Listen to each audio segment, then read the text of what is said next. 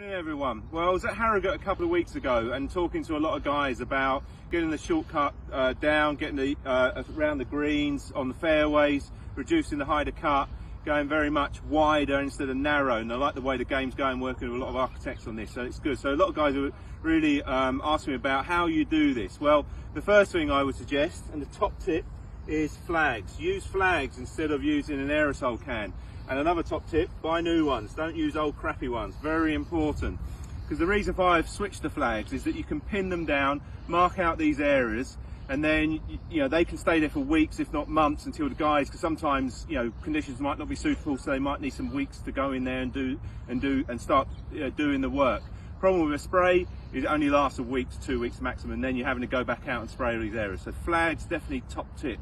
Well, what I want to show you and what I see in the industry is as the mower comes down, you tend to go very straight. So this is a feature here. So as I'm coming down with the mower, I tend to go, or I see a lot of this, the cut lines tend to go that way.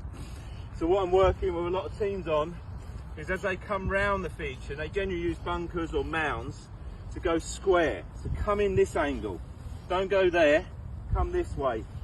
Go very square to these areas and then soft turns, no tight, no real smiley faces. Go square. It's harder to do a ride on mower, but then try and get that turn soft. Seeing these areas on greens, fairways, approaches, and just trying to get everything wider. So that's the first thing I would do, is mark them out, get the philosophy of the team, try and get the aim of going square instead of straight. And then what I think the next step would be is, and I think sometimes guys overthink this, is just get the mowers out, mark these areas out, wait for the conditions, and at the moment in the southeast of England it's very good, and then get the mowers out, cut these areas down, see what they look like, and then you can go in and do your culture practices. I tend not to suggest doing the culture practices first.